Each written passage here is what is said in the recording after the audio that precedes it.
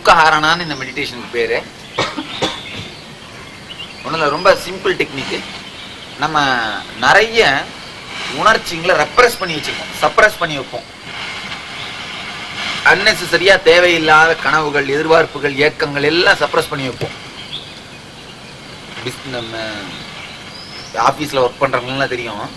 ஒரு ஆஃபீஸில் ஒர்க் பண்ண போகிறீங்க, ஏதாவது ஒரு வேலை அப்படின்னா உங்கள் மேனேஜர் கூப்பிட்டு உங்களை எதுக்காக ஃபயர் பண்ணுவார், திட்டுவார். பயங்கர டென்ஷன் அப்படியே உள்ளேருந்து வெளியில் வரும். ஆனால் வெளியில் காட்ட முடியாது, காட்டினா வேலை போயிடும். அதனால் அந்த பொங்கி வர டென்ஷனை அப்படியே உள்ள அமுக்க வேண்டியதாக இருக்கும், அழுத்த வேண்டியதாக இருக்கும். அப்போ அது கோவத்தை உடனடியாக வேலை செய்யறதுக்கான சக்தி நம்ம உடம்புக்குள்ளே பாய்ஞ்சிருது. ஒரு அமிலம் மாதிரி பிரெயின் வந்து ப்ரொடியூஸ் பண்ணிடுது, ப்ரொடியூஸ் பண்ணி அமிச்சிருது எல்லாத்துக்கும். அதை ஒர்க் அவுட் பண்ணலன்னா அந்த அமிலம் அப்படியே பாய்சன் ஆயிடுது. மேனேஜர் உங்களை திருப்பி திட்டும் போது திருப்பி திட்டணும், இல்லை பலாரம் ஒன்று கொடுக்கணும். கொடுக்கலன்னா உடம்பு முழுக்க அந்த அமிலம் அப்படியே பாய்சன் ஆயிடுது, அப்படியே தங்கி போயிடுது, கட்டி போயிடுது. நரம்புங்க அத்தனை இன்சென்சிட்டிவ் ஆயிடுது. அந்த வேகம் உடம்புக்குள்ள அப்படியே பாயுது. கோபம் வரும்போது பாருங்க, அப்படி எவ்வளவு புது ஒரு உணர்ச்சி உள்ள வருது பாருங்க, ஒரு எனர்ஜி உள்ள வருது பாருங்க. நரன்னு பல்ல கடிக்குது, கண்ணு ரெட்டிஷ் ஆயிடுது, அப்படி உருணுது. பொம்பளைங்கன்னா ஆழ ஆரம்பிப்பாங்க, ஆம்பளைங்கன்னா அப்படி ஆழ வைக்க ஆரம்பிப்பாங்க. இந்த இது இவ்வளவு பெரிய எமோஷன் ஒரு அவுட்லெட்டே இல்லாம உள்ள அமுங்கி போயிடுது. இந்த மாதிரிதான் பல எமோஷன்ஸ். காமம் இதே மாதிரி இருக்கு, குரோதம் இதே மாதிரி இருக்கு. எவனாவது ஒருத்தன் கடன் கொடுத்து திருப்பி கொடுக்காதவன், அவனை பார்த்த உடனே ஒரு ஃப்ரெஷ்ஷான எனர்ஜி உள்ள வரும் பாருங்க. அந்த குரோதம் இந்த மாதிரி வாழ்க்கையில கண்டினியூஸா பல உணர்ச்சிகள் டைனமைட் மாதிரி நம்மளுக்குள்ள வெடிச்சுக்கிட்டே இருக்கு. பாம் மாதிரி வெடிக்குது. ஆனா வெளியில எக்ஸ்பிரஸ் பண்ண முடியாது, உள்ளே அமுத்தி வைக்க வேண்டியதா இருக்கும். இது வந்து பல வியாதிகளுக்கு, எஸ்பெஷலி கொலஸ்ட்ரால் சம்பந்தப்பட்ட வியாதிகளுக்கு லீட் பண்ணுது. இது சம்பந்தப்பட்ட வியாதிகளுக்கு, பல வியாதிகளுக்கு, நம்ம இந்த சேர்த்து வைக்கிற வியாதிகளுக்கு இது லீட் பண்ணுது நம்முடைய. அதனால இந்த மைண்டை கிளீன் பண்றதுக்கான ஒரு டெக்னிக் தான் இது, வேற ஒண்ணுமே இல்லை.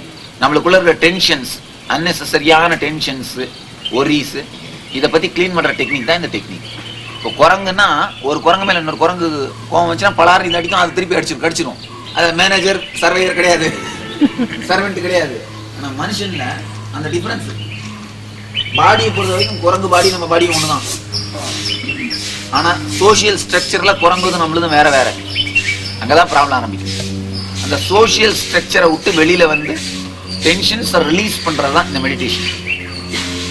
அத்தனை டென்ஷனையும், நம்மளுக்கு இருக்கிற டென்ஷன் அத்தனையும் வெளியில கொட்டிடுறது, அதான் இந்த தியானம். ஏற்கனவே ஹீலர்ஸ், இந்த மெடிடேட்டர்ஸ் எல்லாம் நீங்க எதுவும் பண்ண வேண்டியதில்லை. ஆல்ரெடி உங்க மைண்டை ஓரளவுக்கு டியூன் பண்ணிட்டேன். உங்க மைண்ட்ல ஒன்றும் அவ்வளோ ஒன்றும் டென்ஷனோ ப்ராப்ளமோ இல்லை. ஏற்கனவே சாமி பிரசன்ஸ்ல உட்காந்தா கண்டினியூஸா சிரிச்சுக்கிட்டே இருப்போம். மனசை வேலை செய்ய விட மாட்டேன், உங்க மனசை வேலை செய்ய விட மாட்டேன். நான் பேசிக்கிட்டே இருப்பேன், உங்களை பேச விடாம இருக்கிறதுக்கு. உங்களை பேச விடாம தடுக்கிறதுக்கு நான் பேசிக்கிட்டே இருக்கேன் பாருங்க. அப்போ என்ன ஆகுதுன்னா அந்த டென்ஷன்ஸ் மொத்தம் எவாபரேட் ஆயிடும், ஆவி ஆயிடும். அதுக்காக தான் அந்த சத்குருவோட பிரசன்ஸ்ல உட்கார்றதுன்றது. உங்களை திங்க் பண்ணவே விட மாட்டேன், உங்களை யோசிக்கவே விட மாட்டேன். வந்தா டென்ஷன் எல்லாம் மறந்து போகுது சாமி அப்படின்றல, எல்லாம் மறந்து போகுது, இந்த டென்ஷன் கவலையெல்லாம் காணாம போயிடுது அப்படின்னு. அதான் ஏன்னா உங்களை பேச விடாம உங்க மைண்டை சீல் வச்சுட்டேன்னா அந்த டென்ஷன் மொத்தம் எவாபரேட் ஆயிடும். ஒரு சூரியன் வர வர எப்படி பனி கரைஞ்சி காணாம போயிடுதோ அந்த மாதிரி ஒரு ஞானியோட சாநித்தியத்தில் இருந்தோம்னா இந்த ஞான சக்தியால உங்க நரம்பு, ஹோல் பாடியில இருக்க டென்ஷன் அத்தனை எரிஞ்சு போயிடும், பேர்ன் ஆயிடும். அந்த அதுக்காக தான் இந்த மெடிடேஷன் நீங்க ஒன்றும் பண்ண வேண்டாங்க, மற்றவங்களுக்கு கற்றுக் கொடுக்குறதுக்காக இது உங்களுக்கு யூஸ் ஆகும். இப்படி எல்லாம் நைட் தூங்குனீங்களா? எப்படி ஒரு வித்தியாசமா தான் இருந்தது நைட் ஸ்லீப்போட குவாலிட்டி. ஆனா மார்னிங் டயர்ட் இல்லை உங்களுக்கு? எப்படி ஒண்ணுமே தெரியல.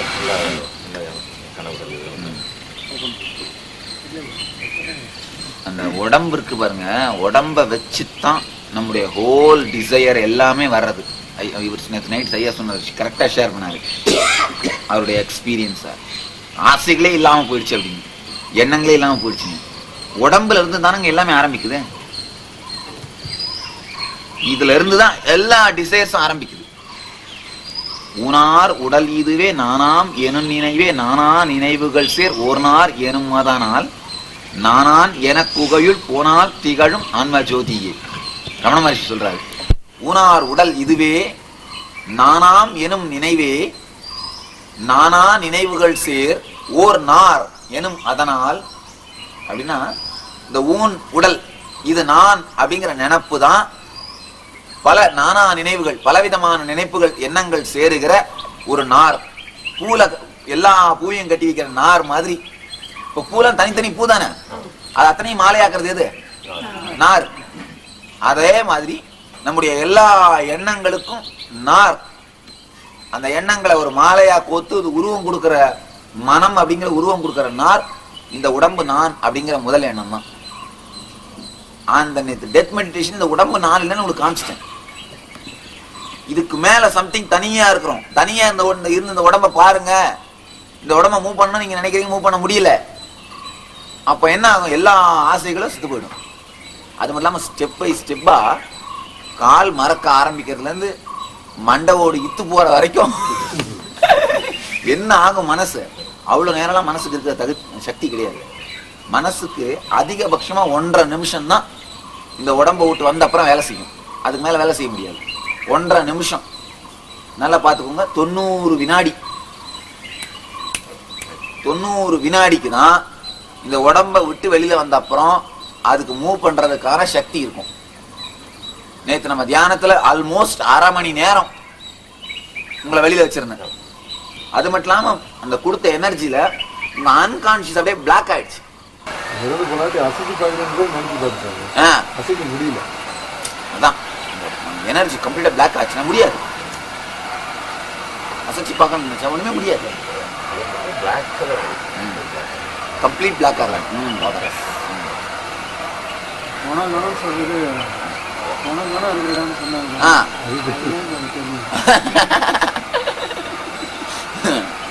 ஆனா இப்ப பாத்தீங்கன்னா பாடிஸ் எல்லாம் பயங்கர வேகமா ஆக்ட் பண்ணும். இந்த பாடியோட பார்ட்ஸ் எல்லாம் ரொம்ப ஃப்ரெஷ்ஷா ஆக்ட் பண்ணும்.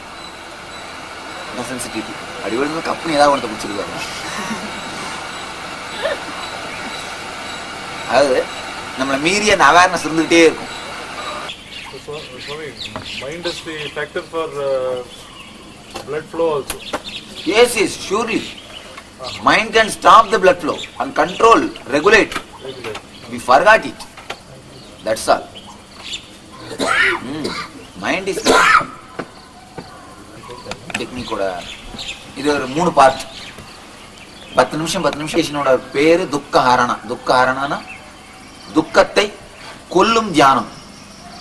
ஆனா உண்மையிலேயே செஞ்சு முடிச்சுட்டு வெளியில வந்தா துக்கம் கம்ப்ளீட்டா துக்கம் எல்லாம் காணாம போய் மனசு லைட்டா இருக்க ஆரம்பிக்கும். துக்க ஹரணான்னு பேரு. துக்கத்தை கொல்லும் தியானம். இது ஆக்டிவா செய்யறது. ஃபர்ஸ்ட் 10 நிமிஷம் எந்திரிச்சு நின்று கை காலெல்லாம் தளர்வா விட்டு கண்ணை மூடி, நல்லா இன்ஸ்ட்ரக்ஷனை பார்த்துக்கோங்க. எந்திரிச்சு நின்று கை காலெல்லாம் தளர்வா விட்டு கண்ணை மூடி ஆழ்ந்த சுவாசம், மேலும் கீழுமா. ஒரு முறையான சுவாசம் இல்ல, முறை இல்லாத இந்த துருத்தி அடிப்பாங்க பார்த்திருக்கீங்களா, வேகமா அந்த மாதிரி துருத்தி அடிக்கிற மாதிரி நம்ம உடம்புல காத்தடிக்கணும்.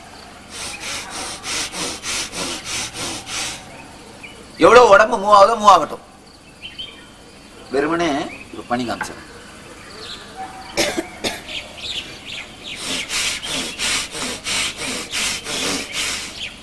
அடி வயிற்று வரைக்கும் சுவாசம் போகணும்.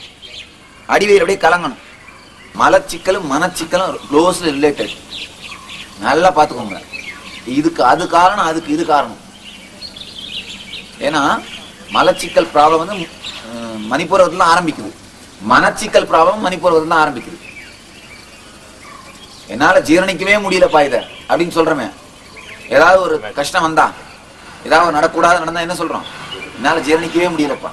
அதனால்தான் ஜீரணமும் வெளியில நடக்கிற துக்க நிகழ்ச்சிகளும் இந்த ஜீரணம்ன்ற விஷயம் நடக்கிற அந்த மணிப்பூர சக்கரமும் க்ளோஸா கனெக்ட் ஆனது. அதனால ஏதாவது ஒரு துக்கம்னா அது நேர வயிற்று தான் கலக்குது பாருங்க. அடி வயிற்றையே கலக்கிடுச்சுப்பா. துக்கம் அடி வயிற்றுல இருந்து வருதுன்னு சொல்றோம் இல்லையா, அதான் வயிறு எரியுதுன்ற. அதேதான். சில பேருக்கு யூஸ் பண்ணி துக்கம் வந்தா ஒரு அதிர்ச்சியான செய்தி. இந்த மாதிரி ஆளுங்களாம் எப்பவும் லூஸ் மோஷன் ஆகினே இருக்கணும். நேற்று மரணத்துக்குள்ளே போயிட்டு இதுக்கு மேல நம்மளை என்ன அதிர வைக்க முடியும் அப்படின்ற தெளிவா இருந்தோம்னா முடிஞ்சு போச்சு. இப்ப என்ன மேக்சிமம் வரும்? மரணம் தானே, ரெடி ஆயிட்டேன், ஏற்கனவே எல்லாம் பார்த்தாச்சு வா அப்படின்ற தெளிவு இருந்ததுன்னா ஒவ்வொரு வினாடியும் முழுமையை வாழ முடியும். கவலை இல்லாம வாழ முடியும். நம்ம கவலையே கவலைங்களை பத்தி தான். இந்த கவலை வருமே அந்த கவலை வருமேன்ற கவலை தான் கவலை. கவலைன்னு ஒண்ணு தனியா இல்லை. இந்த செடிக்கு இப்படி பாசிட்டிவ் எக்ஸிஸ்டன்ஸ் இருக்கோ அதே மாதிரி கவலைக்கு பாசிட்டிவ் எக்ஸிஸ்டன்ஸே கிடையாது. இந்த செடி எக்ஸிஸ்டன்ஸ்ல 2 எக்ஸிஸ்டன்ஸ் இருக்கு. பாசிட்டிவ் எக்ஸிஸ்டன்ஸ் தான் இந்த செடி இருக்கிறது. இந்த செடியும் இருக்கு, தொட்டு பார்க்கலாம். இது வந்து நம்ம ஒரு இருக்கு, இருப்பு அப்படின்ற ஒரு நிலையில இருக்கு. அதே இந்த செடிக்கு கீழே இருக்கிற ஒரு இருட்டு, டார்க்னஸ், அது இருக்கா? இருக்கு அப்படின்னா அதை தொட்டு பார்க்க முடியும், அது நவராம இருக்கணும். ஆனா ஒரு சின்ன விளக்கு எடுத்துவாங்க, இல்ல சூரியன் வந்தோடனே காணாம போயிடும். இருக்கு ஆனா இல்ல, இருக்கு ஆனா இல்ல. அதை டீல் பண்ண முடியாது, அதை ஹேண்டில் பண்ண முடியாது. இதை டீல் பண்ண முடியும், உடைக்கலாம், இல்ல இன்னும் தண்ணி ஊற்றி வளர வைக்கலாம், இல்ல கையில எடுத்துட்டு வேற எடுத்துட்டு போலாம். இதை டீல் பண்ண முடியும், ஹேண்டில் பண்ண முடியும். ஆனா அது அந்த இருட்ட அது எப்படி இருக்குன்னா ஒளி இல்லாதனால இருக்கு. இல்லாத இருப்பு, ஒரு விஷயம் கம்மியா இருக்கிறதுனால, ஒரு விஷயம் இல்லாம இருக்கிறதுனால ஏற்படுற குறைபாடால வர்ற இருப்பு. அது பேர் நெகட்டிவ் எக்ஸிஸ்டன்ஸ், இது பேர் பாசிட்டிவ் எக்ஸிஸ்டன்ஸ்.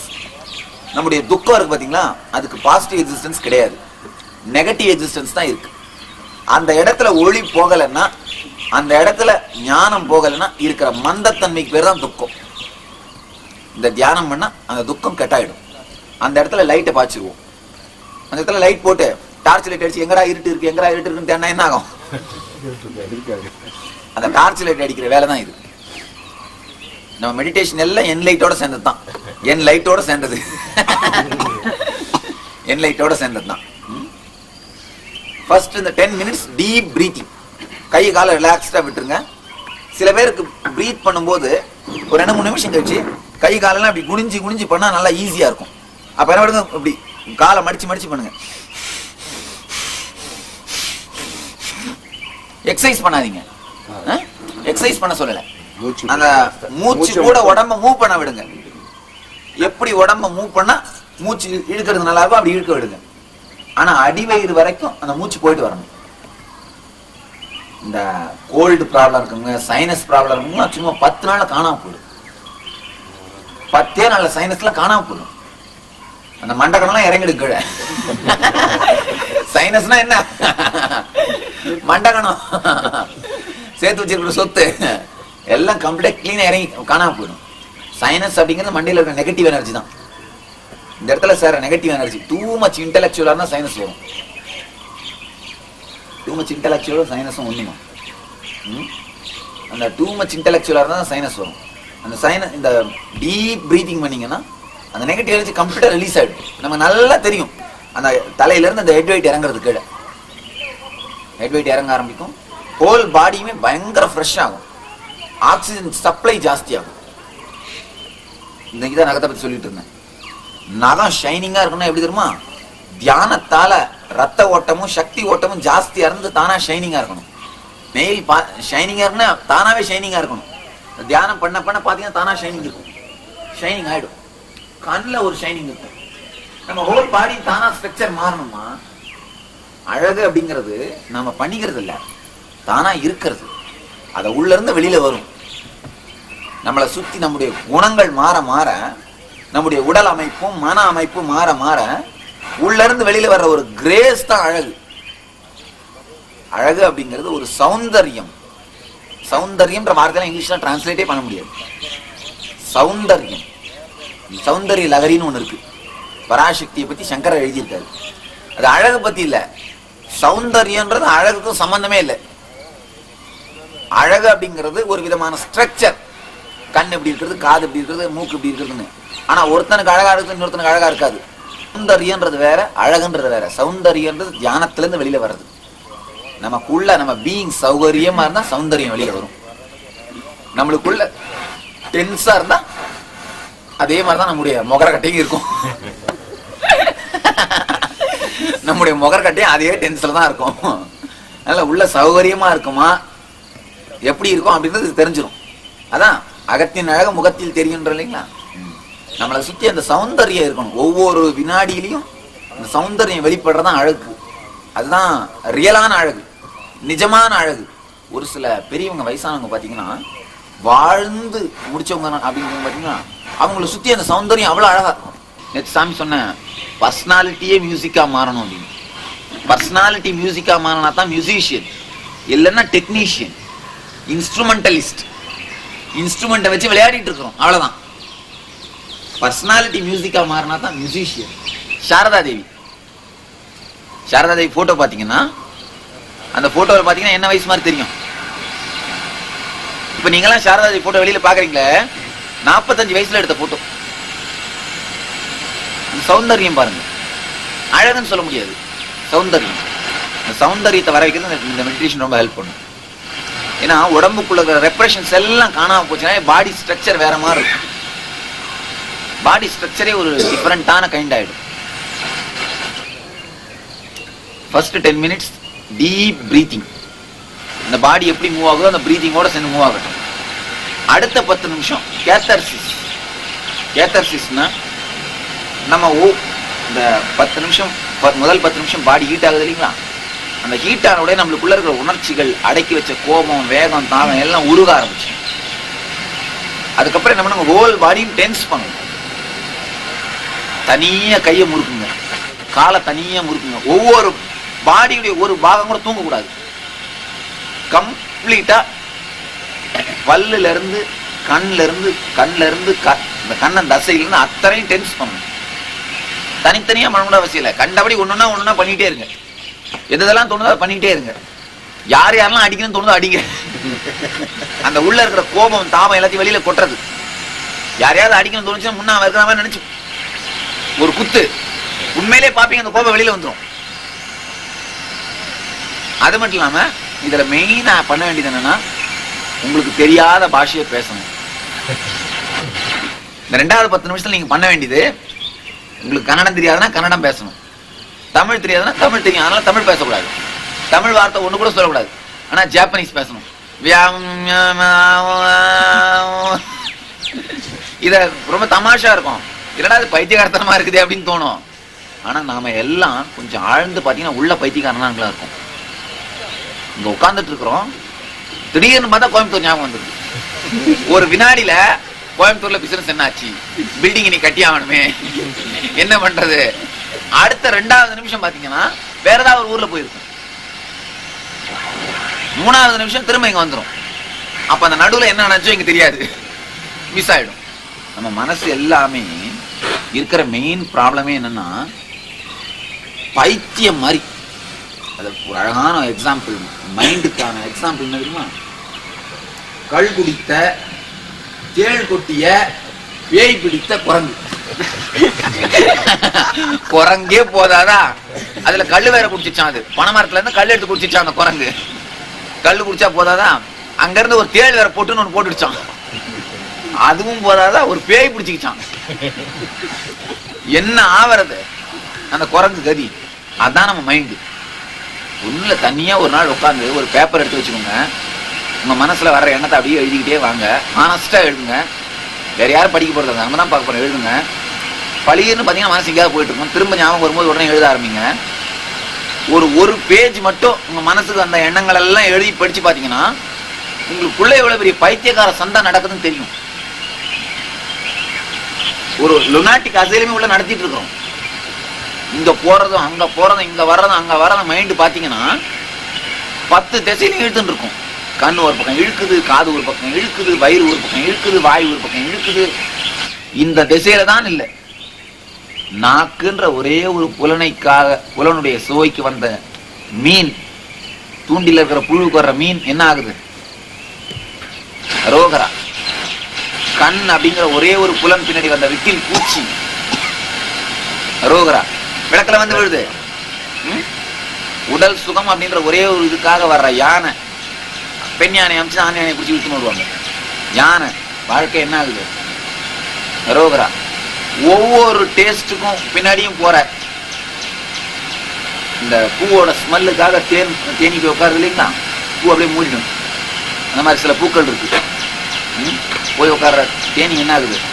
ஒவ்வொரு இந்திரியங்கள் பின்னாடி போற விலங்குகளுக்கே இந்த கதி. 5 இந்திரியத்தை பின்னாடி போய்க்கிற மகதி என்ன, 5 பக்கம் பிடிச்சி இழுத்துங்குது. இந்த டென்ஸ், இந்த 5 பக்கம் பிடிச்சி இழுக்கிறது அத்தனையும் நம்முடைய பாடியில இருக்கும். அத்தனை டென்ஷனும் நம்ம உடம்புக்குள்ள இருக்கும். இந்த அடுத்த 10 நிமிஷத்துல அத்தனை டென்ஷனை ரிலீஸ் பண்ண வேண்டியதான். அத்தனை டென்ஷனும் காணாம போக வைக்கணும். எத்தனை வேக முடியுமோ ஒரு உதை. ஒவ்வொரு எந்த பார்ட்டும் சும்மா இருக்கக்கூடாது. இல்ல பக்கத்துல யாரும் இருக்கக்கூடாது. தனி ரூம்ல தான் பண்ணணும் இந்த மெடிடேஷன். தனி ரூம்ல கண்ணை கட்டிக்கணும். வேற யாரும் பார்க்கவும் கூடாது. வேற யாரும் பார்த்தாலும் பண்றது நம்ம கூச்சமா இருக்கும். அவங்க பாக்குறாங்களா இவங்க பாக்குறாங்களான்னு தோணும். நாமளே யாரையும் பார்க்க கூடாது, நம்மளையும் யாரும் பார்க்க கூடாது. அதுதான் அப்பதான் இந்த மெடிடேஷன் சரி வரும். நம்ம உள்ள இருக்க நடத்துற பைத்தியக்கார ஆஸ்பத்திரியை வெளியில எடுத்து போட்டுறோம். அதுக்குதான் இந்த தியானம். தெரியாத புரியாத லாங்குவேஜ் பேசணும். என்ன சவுண்ட் வேணா எழுப்பலாம். காக்கா, குருவி, பூனை, பன்னி, நாய், பல்லி, அந்த மாதிரிலாம் என்ன சவுண்ட் வேணா எழுப்பலாம். ஆனா வார்த்தைகளை சொல்லக்கூடாது, பேசக்கூடாது. இந்த வார்த்தைகளை திரும்ப திரும்ப நம்மளுக்குள்ள உச்சரிச்சுட்டே இருக்கிறது தான் மனத்தினுடைய ஒழுக்கம். மன ஒழுக்கு. மனம் வந்து வேலை செய்யறதுக்கு காரணம் என்ன தெரியுமா? நம்மளுக்குள்ள இருக்கிற எண்ண ஓட்டங்கள் தான். இந்த 2வது 10 நிமிஷத்துல மனம் நம்ம வேற வேற சவுண்டை கிரியேட் பண்ணும்போது வேலை செய்யறது நிறுத்திடும். எண்ண ஒழுக்கு கட் ஆயிடும். அந்த எண்ண ஒழுக்கு கட் ஆயிடுச்சுனாலே நம்மளுக்குள்ள அந்த கம்ப்ளீட்டா டென்ஷன் மொத்தம் ரிலீஸ் ஆக ஆரம்பிச்சிடும். ரிலீஸ் ஆயிடும். அந்த 2வது 10 நிமிஷத்துக்கு அப்புறம் ஸ்டாப்னு கேசட் சொல்லும்.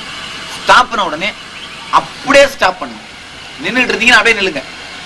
உட்கார்ந்துட்டு இருந்தா அப்படியே உட்காந்துருங்க. கை இப்படின்னா அப்படியே நில்லுங்க. அது எதுக்காகன்னா ஃபுல் டென்ஷன் அப்படியே உருகி போய் தண்ணி மாதிரி நீராவி மாதிரி இருக்கிற நீங்க ஒரு வினாடியில அப்படியே குளிர்ந்து பனி சிலை மாதிரி உருகினீங்கன்னா அந்த 2த்துக்கும் நடுவில் இருக்கிற ஒரு வினாடியில மனம் வேலை செய்யாது. மனம் வேலை செய்யாத ஒரு சக்தி மட்டும் இருக்கும். மனம் வேலை செய்யாம எப்படி இருக்கும் உங்களுக்கு எல்லாம் இருக்குன்னு தெரியும். மனம் வேலை செய்யலைன்னா என்ன ஆகும் அப்படின்னு உங்களுக்கு எல்லாம் ஏற்கனவே தெரியும்.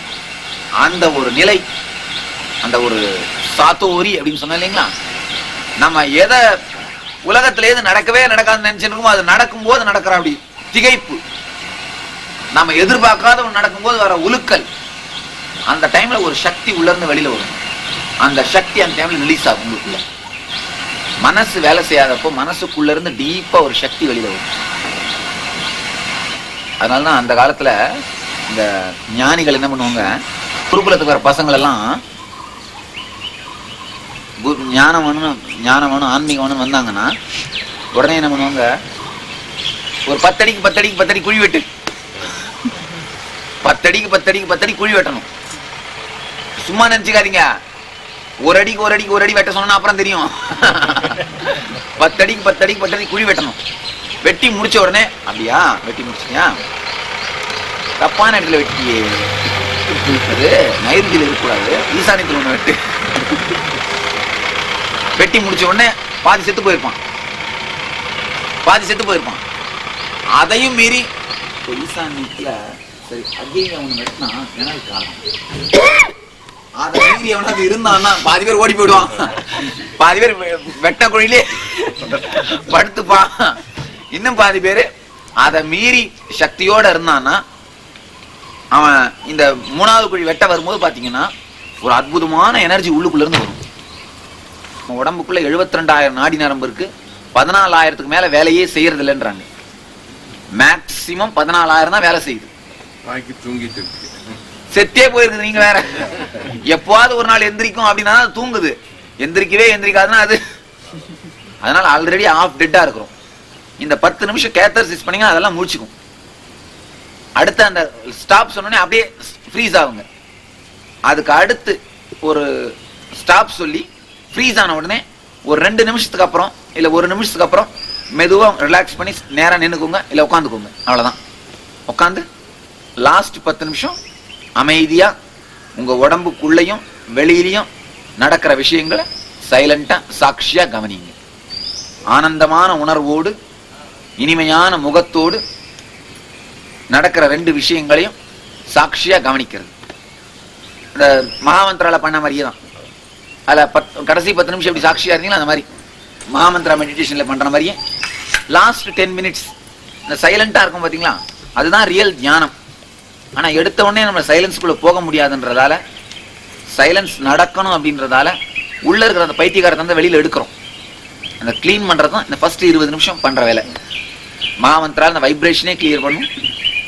இதில் இந்த 2 டெக்னிக்கும் க்ளீன் பண்ணும். இது வந்து ரொம்ப ஹெல்ப்ஃபுல்லாக இருக்கும். இந்த கொலஸ்ட்ரால் ப்ராப்ளம், சைனஸ் ப்ராப்ளம், இதுக்கெல்லாம் இந்த மெடிடேஷன் பண்ணுறது ரொம்ப ஹெல்ப்பாக இருக்குது. இது மார்னிங்கில் மட்டும்தான் பண்ணணும், ஈவினிங்கில் பண்ணக்கூடாது. மார்னிங்கில் மட்டும்தான் பண்ணணும். பாடி ஃப்ரெஷ்ஷாக க்ளீனாக இருக்கும்போது தான் பண்ணணும். கம்ப்ளீட்டாக ஹோல் பாடியுமே உலுக்கி எடுத்து சைக்கலாஜிக்கலாக குளிச்ச மாதிரி பண்ணிடும் இந்த மெடிடேஷன். சைக்கலாஜிக்கலாக குளிக்கிறது அப்படின்னா இதுக்கு அர்த்தம் பார்த்துலங்க, புதுசாக இருக்கும். துக்க ஹரணா, துக்கத்தை அப்படியே எரிச்சிடும். இது ஞான அக்னி. அதான் இந்த மெடிடேஷனோட ஸ்பெஷாலிட்டி. ரொம்ப நல்லா அற்புதமான டெக்னிக். பாடி மைண்டை காணாம போய்க்கிறதுக்கான டெக்னிக்.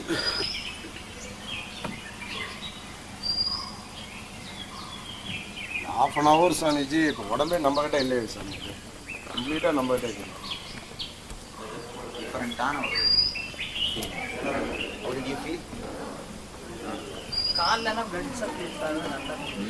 அதான் சொல்றாங்க, 72,000 நரம்புல 14,000 தான் வேலை செய்யுதுன்னு. இந்த மெடிடேஷன் பண்ணும்போது நம்ம இதெல்லாம் எந்திரிக்கும்.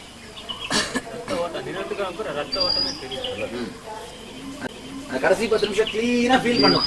இந்த பிளட் சர்க்குலேஷனையும் எனர்ஜி சர்க்குலேஷனையும் கம்ப்ளீட்டா ஃபீல் பண்ணும். சுத்தறது தெரியும். உள்ள ஒண்ணு இல்ல நினைச்சுக்காதீங்க, மொத்தத்தையும் வெளியில கொட்டணுமா அந்த ஒவ்வொரு நரம்பும் வேலை செய்ய வைக்கணும்.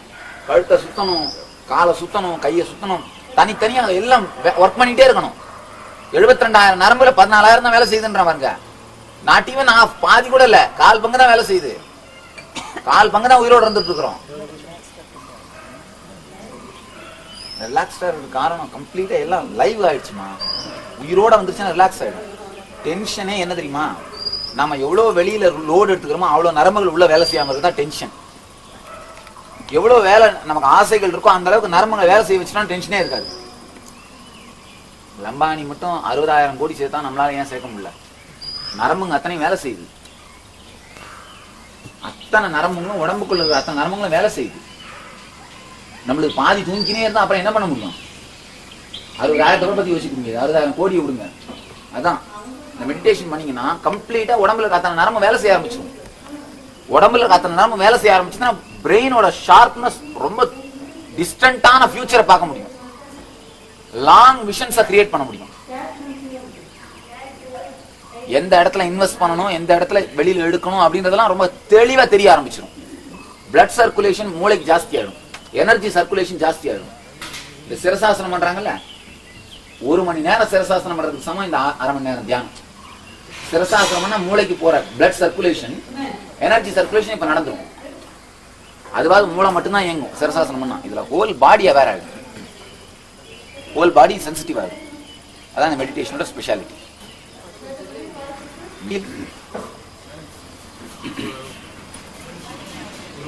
ஒரு டைமுக்கு மேல இது தெரியல, ஃபர்ஸ்ட் ஒரு மாதிரி கேஸ்பிங் இருந்தது, அதுக்கப்புறம் ரிதம் மாதிரி இது. நீங்க 10 மினிட்ஸ் வருமா அப்படி, ஐயோ 1 மினிட் ஆயிருக்கும் 2 மினிட் ஆயிருக்கும் ஆரம்பிச்சு 10 மினிட்ஸ் வந்து தெரியல. ஃபர்ஸ்ட் 2 மினிட்ஸ் தெரிஞ்சது, 2 நிமிஷம் மேல எவ்வளவு நேரம் பண்ண முடியும்? அந்த பாடி ரிதம் வந்துடும். பாடியோட இன்டெலிஜென்ஸ் அது வேலை செய்ய ஆரம்பிச்சு. உடம்பு கொஞ்சம் சுறுசுறுப்பா இருக்கு, கொஞ்சம் ஜூடாயிடுது. ரெகுலரா பண்ணுங்க. இதை நீங்க மட்டும் ரெகுலரா பண்ணுங்க. கண்ட்ரோல் கொண்டு வர முடியல இல்லைங்களா? அல்ல, அந்த கண்ட்ரோல் கொண்டு வர முடியாம வெடிக்கிறது தான் ரியலா வெடிக்கிறது. ஆனா ஸ்டாப் பண்ணிட்டோம் பாருங்க, அப்பதான் அந்த கான்சியஸோட பண்றாங்க. உடம்பே வெயிட்லெஸ் ஆகும். அந்த கண் ப்ராப்ளம் எது இருந்தாலும் சரி, இந்த பிரீத்திங்லேயே சரியா போயிடும். இந்த டீப் பிரீத்திங்லேயே சரியா போயிடும். ஹோல் பாடி சுவாசம் பண்ணும், ஹோல் பாடி சுவாசிக்கணும். That is the thing. ஹெல்த்தியாக இருக்கிறவங்க தான் செய்யணும். ஹெல்த்தியாக இருக்கிறவங்க தான் செய்யணும். அதுக்காக தான் இந்த இடுப்புல பிடிக்காத ட்ரெஸ்ஸுங்கெல்லாம் இருந்தா நல்லது. இடுப்பு பிடிக்க கூடாது.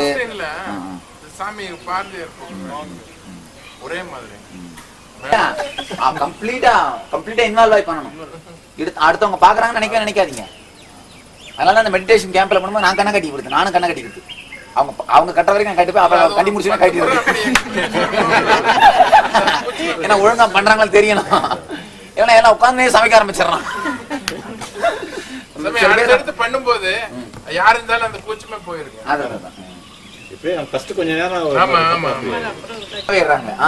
அது ஒரு விதமான கேத்தர்சிஸ் தான். கிராமத்து பொம்பளை ஜாஸ்தி கத்தும் பாத்துருக்கீங்களா? ஏன்னா உள்ள நிறைய அழுத்தி வச்சிருக்கிறது. அதான் அந்த குலவைகிறது. குலவைகிறது ஒரு டெக்னிக் தான்.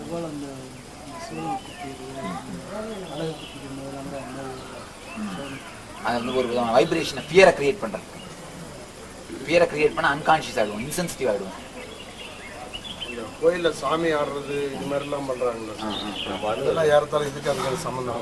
அது அன்கான்ஷியஸ். அது பாருங்க, அது பண்றதால பலன் கிடையாது. நரம்புங்கெல்லாம் உழுகுழுத்து போயிடும், கிளுகிழுத்து போயிடும். அது பண்றதால வியாதி வரும், இது பண்றதால வியாதி போகும். கான்சியஸா பண்ணும்போது பலனே வேற. சாமி பேய் பிடிக்குன்னு சொல்றாங்களா, அதெல்லாம் உண்மைங்களா? நாம மத்தவங்களை பிடிக்கிறதாங்க பேய் பிடிக்கிறது. நாம மத்தவங்களை பிடிக்கிறதாங்க பேய் பிடிக்கிறது. இல்ல பேய் பிடிக்கிறதுலாம் ஒண்ணு பெருசா உண்மை இல்லைங்க. பேய் பிடிக்கிறது 1% உண்மை, பிடிச்சதா நினைச்சுக்கிறதா 100% உண்மை. ஒரு சில இடம் அம்மா நல்ல இங்க ஒரு அழகான கேள்வி கேட்டாரு. அந்த நரம்பு தளர்ச்சி வரும்போது தெரியாத பாஷை பேசுறாங்களே எப்படி அப்படின்னு. நீங்க நினைக்கிற மாதிரி நாம எல்லாம் ஒரு தனி மனம் கிடையாது. எல்லாருடைய மனமுமே டீப்பா இன்டர் கனெக்டட். அது மட்டும் இல்லாம ஜென்மமா நாம எடுத்த எல்லா ஜென்மத்தோட ஃபைல் ரெக்கார்டு நம்ம கூட இருக்கு. நம்ம மூலாதாரத்துல அத்தனை ஃபைல் இருக்கு. சாமி நேத்து சொன்னேன், போன ஜென்மத்துல இருந்த நீ எங்க பார்த்த ஃபைல் கையில இருக்கு. அந்த அன்கான்சியஸ்ல போகும்போது ஏதாவது ஒரு ஃபைல் திறந்துக்கும். உடனே அந்த ஜென்மத்து பாஷை பேச ஆரம்பிச்சிருவோம். அதான் அந்த மாதிரி ஃபைலை திறக்க முடியும். ப்ராப்ளம் திறந்து மூடுறதால அந்த மூடுற கெப்பாசிட்டி போய் கடைசியில பான்னு திறந்துக்கும் எல்லாம். அந்த அன்கான்சியஸ்ல போறவங்க அதான் ப்ராப்ளம். பழக்கவழக்கங்கள்ல இல்லாத இதெல்லாம் செய்யறது. அதான் மாம்சம் சாப்பிடுறது. அதான் அதனால என்ன ஒண்ணா டிசிப்ளின் போயிடும், ஏகப்பட்ட வியாதிகள் வரும், அனாவசியமான உடம்பு உள்ள இல்லாத தொல்லைகள்லாம் எடுத்துன்னு வந்துருவாங்க. அதனாலதான் அந்த சாமி வந்து ஆடுறதுலாம் டிஸ்கரேஜ் பண்றது வேணாம். கான்சியஸா சாமி வந்து ஆடுற விஷயமே வேற. ரியலான சாமி வந்து ஆடுவீங்க, அது வேற ஒண்ணும் இல்லை. அது அந்த டைம்ல சைக்கலாஜிக்கலா சப்ரஸ் பண்றது, அவ்வளவுதான். எஸ்பெஷலி ஆங்கில கை வச்சா உடனே அடங்கிடும். இந்த மெடிடேஷன் ஆனா அந்த பைத்தியங்களுக்கு செய்வது ரொம்ப நல்லது. கம்ப்ளீட்டா அந்த மேட்னஸ் வெளியில வந்துடும். இந்த ஹிஸ்டீரியாக்கெல்லாம் ரொம்ப வேலை செய்யும். இதுக்கப்புறம் ஹிஸ்டீரியானே அவங்களதான் ஞாபகம் வரப்போகுது, அவங்கள பார்த்தோன்னே இதான் ஞாபகம் வரப்போகுது. சாயந்தரம் வரன்னு இருக்கிறாங்க. அப்படியா?